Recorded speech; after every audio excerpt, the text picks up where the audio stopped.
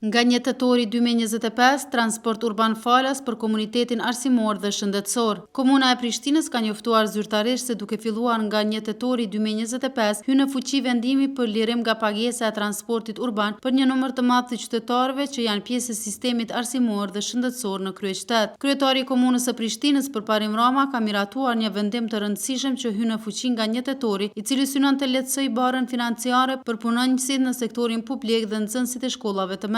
Sipas vendimit të nënshkruar me 24 shtator 2025, nga kjo datë lirohen nga pagesa për përdorimin e transportit urban këto kategori: stafi shëndetësor dhe stafi administrativ, teknik dhe mbështetës i të gjitha institucioneve shëndetësore të kryeqytetit, stafi mësimor dhe stafi administrativ, teknik dhe mbështetës i të gjitha institucioneve arsimore të kryeqytetit, përfshir institucionet parashkollore, arsimin fillor të mesëm dhe të ulët dhe arsimin e mesëm të lartë, institucionet vartëse të Komunës së Prishtinës në të gjitha nivelet, të gjithë nxënësit e shkollave të mesme të kryeqytetit dhe të gjithë nxënësit e Komunës së Prishtinës. Vendimi do të zbatohet nga ndërmarrja publike trafiku urban, e cila do të jetë përgjegjëse për realizimin e kësaj mase lehtësuese. Ky vendim është pjesë e përpjekjeve të komunës për të përkrahur komunitetin arsimor dhe shëndetësor dhe për të nxitur përdorimin e transportit publik, duke kontribuar njëkohësisht në reduktimin e ndotjes së ajrit dhe të ngarkesës në trafik. Komuna fton të gjitha kategoritë përfituese që të përgatiten për këtë ndryshim dhe të informohen për procedura teknike të identifikimit për shfrytëzimin e këtij shërbimi falas.